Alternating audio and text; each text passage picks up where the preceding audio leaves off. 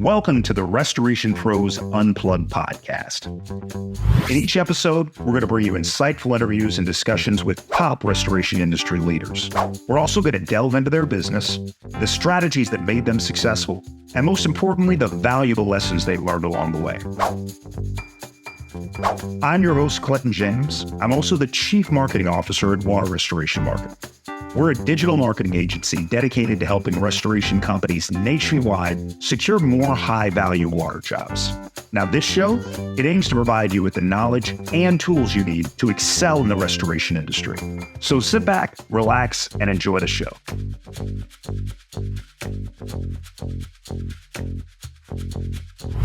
And welcome everybody to another episode of the Restoration Pros Unplugged podcast. I'm your host, Clinton James of Water Restoration Marketing. And boy, do I have a treat for you guys today. It is very rarely that I run across a business and a model that initially confuses me and then excites me, right? So I'm going to tell you guys a little bit about a company, but before I do, I want to introduce one of their founders, Rocky Hensley. Rocky is the former owner of Icon Property Rescue and current owner of 1-Tom-Plumber. So Rocky, thank you for joining us for the podcast today. Thank you, Clinton. That was awesome. It's making me look better than I probably am. And just so you know, I stay confused myself most. So, full transparency, had no idea who you guys were until I went to an RIA event down in Florida, and I see everybody walking around in pink. Now, I'm a guy of decent stature, 6'4", 220, 230 on a bad day. But to see all of these men in a predominantly male-dominated industry, restoration, walking around in pink, caught my eye, right? So I walked over, took a look at the booth. 1-Tom-Plumber is the business name. And I thought to myself, okay, great. A plumbing franchise, and they're selling plumbing franchises as a way to generate more restoration leads for restoration businesses. That makes perfect sense. And then I met Cameron and I met Alvaro.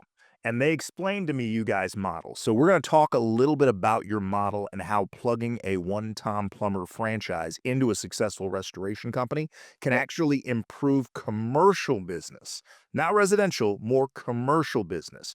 But before we do that, let's talk about you and your background. So tell us a little bit, because you're a serial entrepreneur. You didn't start in restoration. How did you stumble into the restoration business?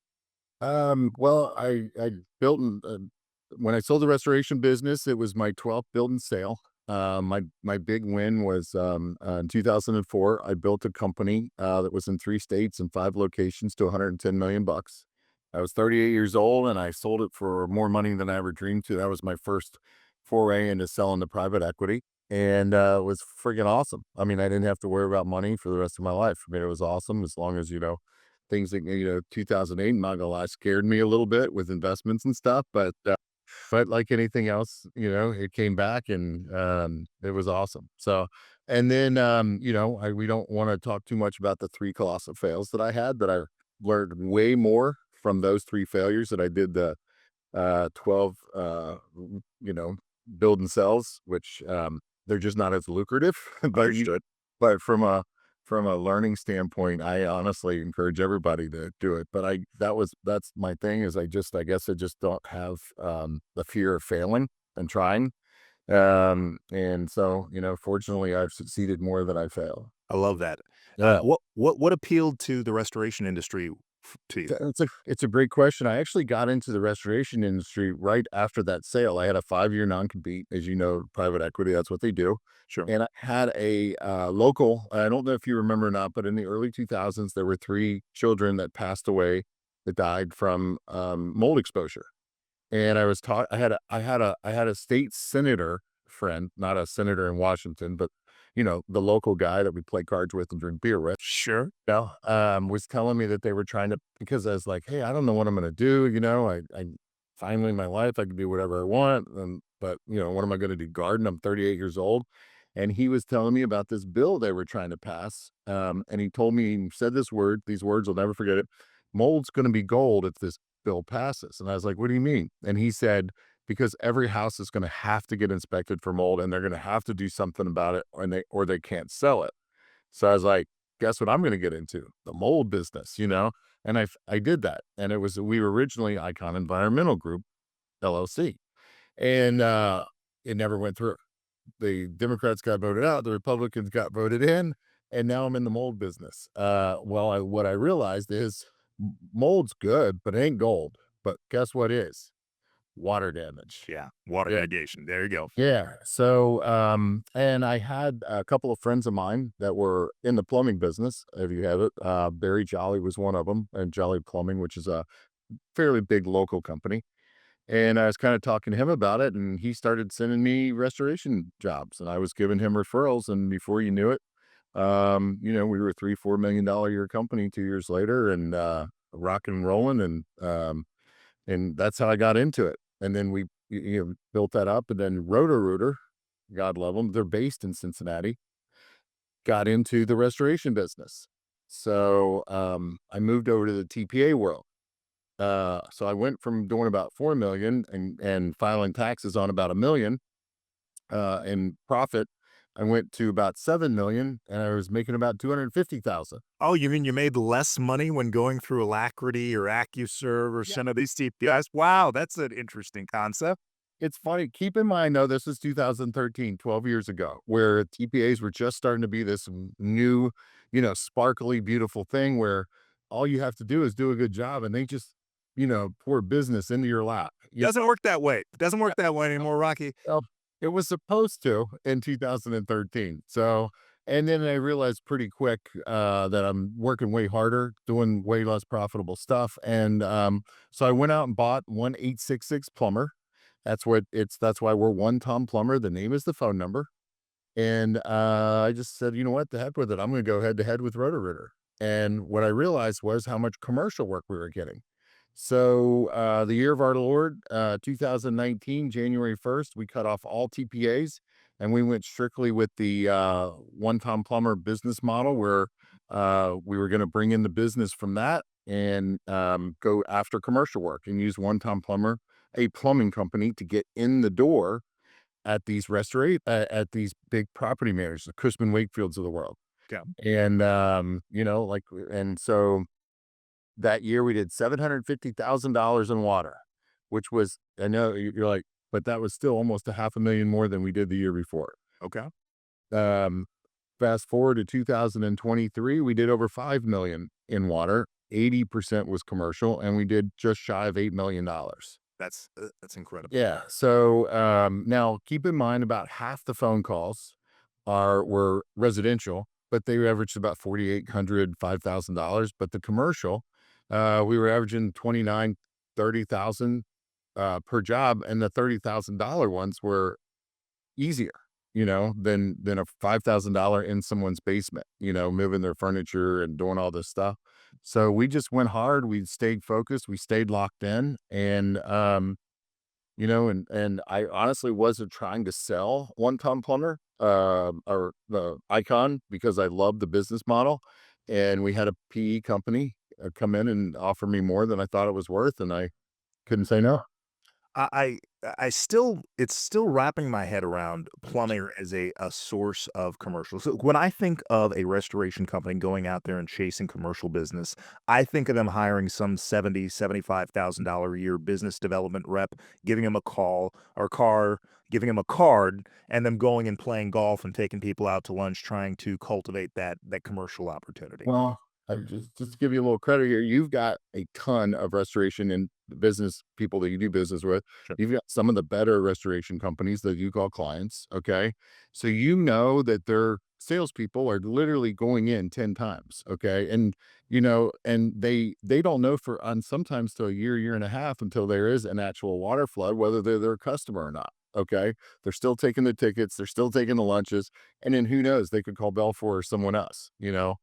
Well, what we realized pretty quick in part of our business model we were putting together is that if you walk in and say, we do emergency plumbing and service work, and we can be here within 2 to 3 hours, just like if you're a restoration company, guess who they're going to call for their plumbing needs? Definitely.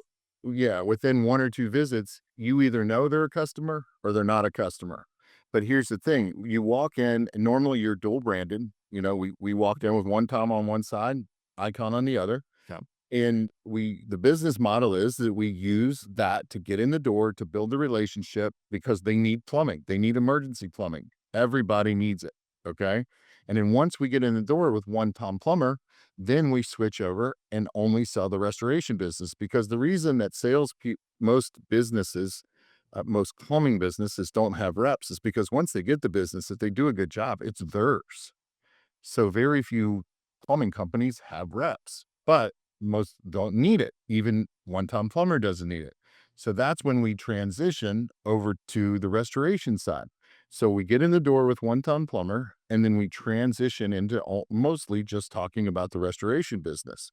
That's the relationship part. So 1-Tom-Plumber is a door kicker enter. Okay. And then once you're in the door, you get the restoration business. What we didn't realize is that, one the plumbing business is actually more profitable even than water. So my plumbing, we own 6 of the locations, Okay. and, we are twice as big as my restoration business because plumbing's so lucrative. Wow. Yeah. So, we like I said, we were generating, over 5,000,000. I think we did my last year, full year in business, I think we did 6,000,000 in water damage. Again, 20% of that was commercial, but I was almost twice as big from a top dollar standpoint and, a net standpoint Yeah. on the plumbing side. So it wasn't, it became, that's what we were using for, but we didn't realize was how lucrative because everybody wants to schedule their plumbers out. The reason that emergency service plumbing is so profitable is the same reason that water damage is so profitable. Anytime you can be there right away, you're not negotiating price. You're not giving estimates. It's a set price. You go in, you fix it, you and bill them. Now, on the residential side, on the plumbing side, it's just as lucrative because you get paid that day. It's cash flow. So you go do these Cushman Wakefields, yeah, you'll get 2 or 3 a week, okay? But they're not gonna pay you for 60 days. If you go into your house on the plumbing side, which we have a residential division, you walk out that day with cash. And because we only do service and plumbing, service and emergency service, we charge a premium. I think you bring up a really excellent point. I don't know of outside of some of the larger franchises, I don't know of a plumbing company that intentionally goes out there and hires business development reps. So when you guys show up with your pink plunger, and we'll get into the branding a little bit later, but when you guys show up, it's something that they don't, I mean, they're used to the restoration guy showing up, right? Yeah. But they're not used to the plumbing guy showing up there. So It it's like, not lucrative. From a plumbing standpoint, long term, it's not lucrative. If you wanna get up and off the ground, sure. But, once you get that account, you keep that account. So plumbing companies would never keep salespeople because they don't need them anymore. So that's why you transition over to the restoration side. In fact, the salespeople are restoration employees. okay, that makes sense. Yeah, Um, and then because that's a relationship you have to maintain in order to get restoration business. The great thing, though, not to oversell this point, most of the phone calls for the water damage would come through 1-Tom-Plumber. The name is a phone number.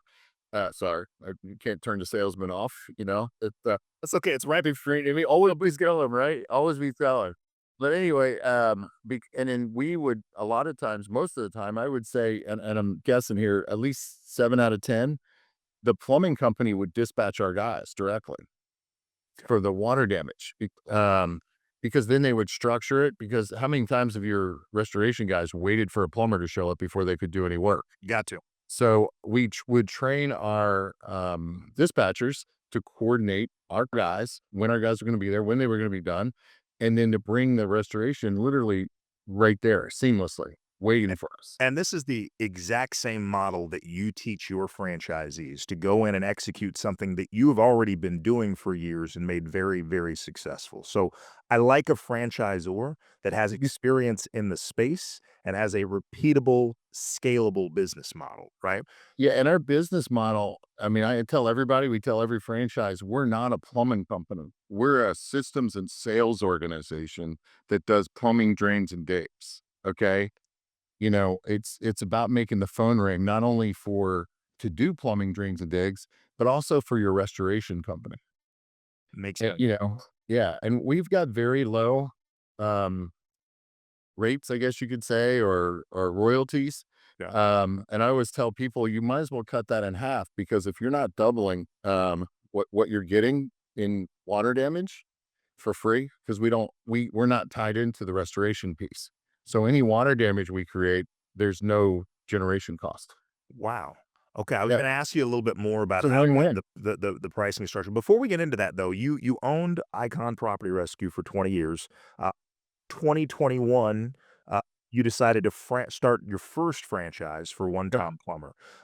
So you've been franchising now for 4 going on 5 years? 4.5 years. We started March 3rd of the year of our Lord 2021, and that's when we started selling. And we do want to know what we're up to. We're I literally, that's my next. not a brag-worthy moment, but we just signed our 96th, and I was telling you we're flying out to Washington State, where we've got 3 lined up that we're gonna sign back to back to back, and then, hopefully, knock on wood, Atlanta is, number 100. Okay, well, if Atlanta's listening, they better jump on it before somebody else does, right? Yeah. So we call it, island to island, because 'cause we've got one in Oahu that just opened up, Nice. and we've got one in Long Island. So we're island to island, and then, we just opened up Toronto. So we're technically an international company now, so we're pretty feeling pretty good in 4.5 years what we've got done. What role do you think the branding that you have created for One Tom Plumber plays in the success of the business? Because let's be honest, you don't see a lot of hot pink in Yep. the restoration or even plumbing space. Yeah. Well, no one's asked me that, and this is probably my 20th podcast. No one's actually asked me that. That's a great question, because it plays into a lot. We spent 2 years. I put this together starting in 2016. The great thing that we have is Cincinnati's probably the second largest branding capital in the world, because Procter and Gamble, SC Johnson Wax, Procter and Gamble's Tide, Dawn, Pampers, Loves, Old Spice. I mean, that's all they do is Crest. All they do is brand stuff, and then they've got these sub companies that they hire that help them brand these, and they move them around because they always want to be fresh. Well, we were able, because it was a little downturn in the economy in 2016, to literally jump on with the same people that branded Tide, Loves, and Dawn. So the same people that were putting those brands together for the 11th largest company in the world were helping us brand One Tom Plumber. Okay. And, what we realized was that 83% of all plumbing calls are female based. So guess who our customer is? Whether it's a Valid. property manager Yeah. or a housewife. Yeah. So guess who we're gonna try and sell to? Not n not the restoration owner, who's usually a guy like me. Sure. It's the customer that's gonna call the plumbing company, and that's what they taught me. And, we were 1-866 plumber. Well, they transitioned us to 1-Tom Plumber, the name is the phone number, because it was too hard to brand 1-866 plumber, because people couldn't distinguish it between 855, 844, 1-800, where 1-Tom Plumber, you hear it all the time. They're like, "That's the stupidest name I've ever heard, but I remembered it, and that's why I called you." And, and in branding, as you know, it's all impressions. Well, it was labor when we were doing 1-866 plumber, and anyone out there listening, impressions means how many times do you have to hear it, see it, or think it before it becomes your brand. Right. And 1-866 was 37, and the average, I think, was 26 at the time. Yeah. And 1-Tom Plumber, the name as the phone number, was 4. Wow. So it was, even though and look, they even said, like, 1-800 Flowers. It's a stupid name. They're a $3.5 billion a year company. And I'm like, because I really wasn't that excited about the name 1-Tom Plumber when I first heard it, Uh, and because it seemed like a stupid name. And now we're gonna, we're on pace to do $70 billion in 4.5 years. So Aren't you glad you listened to the branding guys? The branding guys actually knew what they were talking about. And exactly what they were talking about, and, so the brand is when people see it, they love the brand, they love the look, they love but they take pause at the name, and once we explain it, everybody has that you can even see the customers. "Ah," they have that aha moment, and it just works. It gives you a conversation, it gives you an icebreaker to talk about that. You walk in with a pink plunger in your hand, to property managers, to our customers, our residential customers, our plumbers don't walk up to the door without a pink plunger in their hand. I mean, like I said, we're a sales organization. We're not, because we want that phone to keep ringing over and over again. So we call it womb to the tomb. From the time, from the womb, as soon as the phone rings, Mhm. till we thank them and then send them coupons in the mail, we're selling how great we are. Well, let's talk about the idea of because our audience is restoration company owners, Yes, right? sir. And these folks are always looking for an opportunity to grow their business, right? If they've got that growth mindset there, and some of them may have thought about because I've got them, I've got clients that added plumbing as a service strictly to make the phone ring to get them more restoration opportunities. But we're traditionally talking more residential restoration opportunities. Tell me a little bit about the restoration company that's listening to this right now. Who would be a great fit to add one Tom Plumber, to the mix there? It's simple. Who is signing up with us are people who wanna move into the commercial space, 'Kay, and be way less dependent on TPAs. 'kay. Uh, about I would say half our people, maybe more, have gotten out of the reconstruction piece once they've moved forward with the 1-Tom-Plumber brand, um, because they don't need it anymore to keep their customers happy, because they're catching it on the front end. Because a lot of times, just like me when I was doing it, 3,000,000 of it was, large loss rebuild. It was every headache I had. It was, the least profitable. It was, probably the biggest piece of the business, and we completely eliminated that, when we went to the one-time plumber model. So I would say about half our people, use it to be less dependent on TPAs, just to reiterate, um, by far going to the commercial space. Like I said, we were not commercial at all, and within 3.5, 4 years, we were 80% commercial. So it takes some time, to transition over. Now we do it, in a third of that time, because we were learning as we go. And two, to be to where you can do the more profitable stuff and you don't have to be so dependent on the big jobs like the large loss rebuild. Uh, you know, I agree with you 100% because my most profitable clients, are mitigation only, right? They're making 60, 70% margins on that mitigation, and I don't care how good you are from a GC standpoint on the rebuild side, you're lucky if you're walking out of there with 35% margin, right? yeah. And my overhead was 35%. I was at about 42%, but I was 35 to or 38% overhead. So I was making maybe 5% at best. And let's be honest. Hey, now there's a lot of I do have some, restoration folks that, are 50% or better, and good for them, and they love it, and they're good at it, but most people like me, uh, don't want the headache for that kind of month, okay? And if you don't the great thing too, sidetracking a little bit, but this is super important, unless it's about $100,000 loss or more on a commercial side, you're not talking to the insurance companies. Most of our losses, 80% of our losses and maybe 10% of the 80%, we had an insurance company involved. So we were rarely talking to the insurance company on the commercial side. I mean, we're always doing it on the residential side, but you just learn how to navigate that. But when it's only 20% of your business, you just don't care as much. And the insurance companies can't hold you hostage as much, and they can't twist your arm up your back as much, And that was the great thing for us is that, only 20% of our business, and the insurance companies are trying to do this, and we just wouldn't let them get away with it because we just didn't care. We didn't have to have that money because we were getting paid right away through the commercial accounts. And I think that's monumentally game changing because the insurance companies are just taking the fun out of restoration. Yeah. It's not getting any better.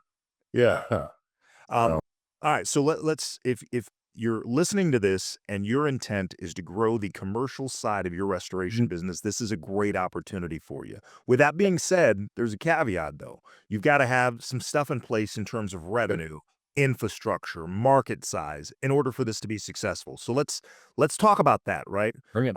Let's talk about revenue, right? If Yep. a restoration company's been in business for a few years, what's that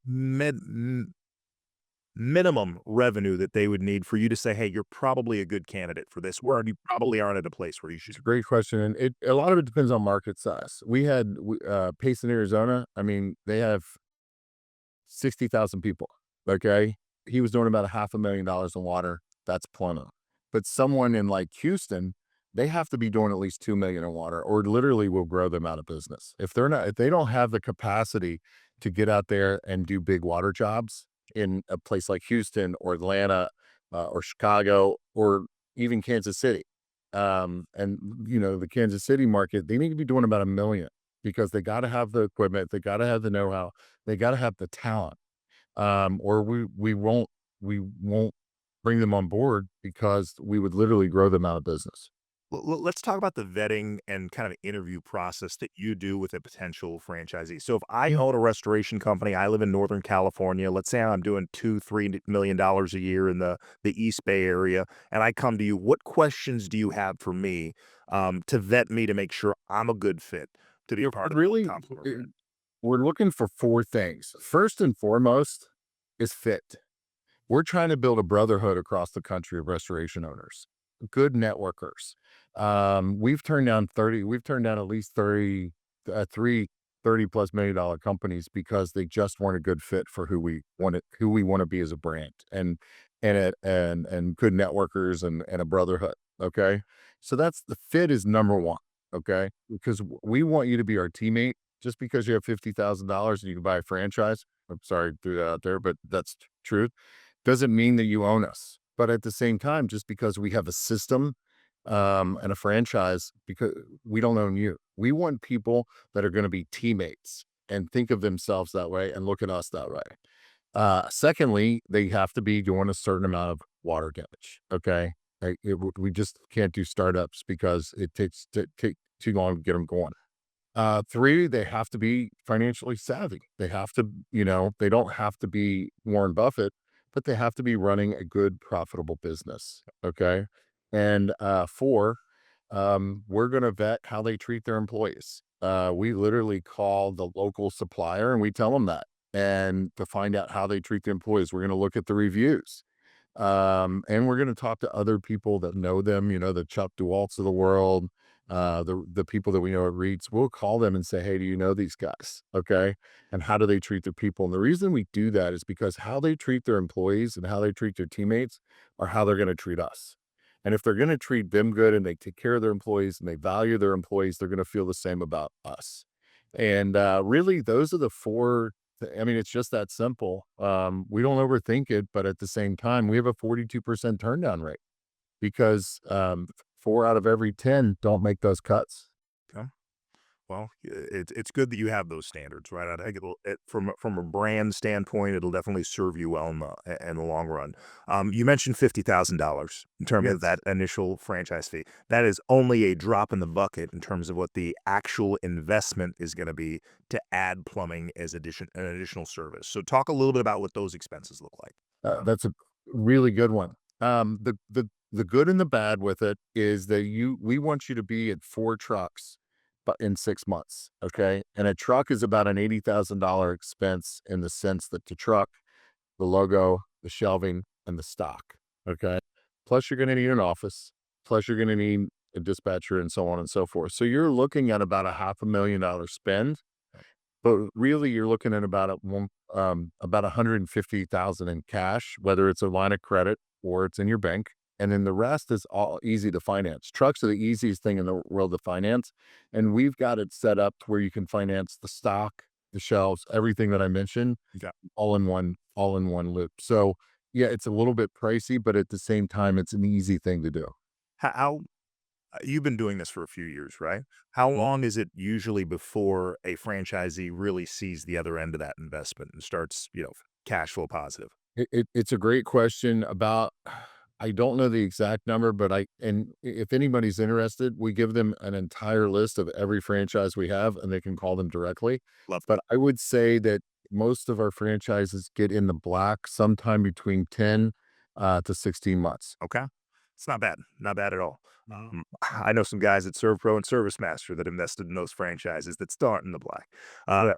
So, all right, let's go to the next part, which is obviously somebody invests in the franchise, they invest in the equipment, they've got the manpower, they go out and make the necessary hires in terms of plumbers and dispatchers and whatnot. Next thing is the training, right? It Because even if you've got everything sitting there, if you can't actually implement the same system that you have repeatedly implemented for your franchisees, it's useless, right? To talk a little bit about the training you provide to these franchisees. Well, whenever they sign, they come here for a week, owners, everybody. And then there's another week where they go out, we call them train the trainers. They go out to one of our actual franchises and work there for a week and they get trained. And then we talk to them twice daily for several weeks, and then it goes down to once daily, and there's no time frame. It's whenever they're ready. Okay. It's I don't believe there's ever a time where we don't talk to them at least every other week, and we have what we call the coaches. The other thing is about 2 weeks after you get up and going and the chaos ensues, we actually send one of our key people out, and they come to your facility and stay with you until you feel comfortable. Usually it's 2, 3 days, but we've stayed upwards of 2 weeks before. Now, their sales reps really are are going to make or break the success of that franchise. So, what specific sales training do you guys provide that those folks? That's actually where we go the hardest. We actually bring them in. There's about a half a day of classroom work because we want them to understand what 1-Tom-Plumber is, the brand, how do we get here, what they're representing, and how to sell it. And then we put them for 3 days in three different sales vehicles because we want them to take their personality, but take the best of what they learned from each person that they ride with, Yep. um, and apply it to them. And then so they will literally go out and hunt for 3 days with three different people with three different styles. Now, keep in mind, two of our people that they're going to ride with are $3 million a year plus producers.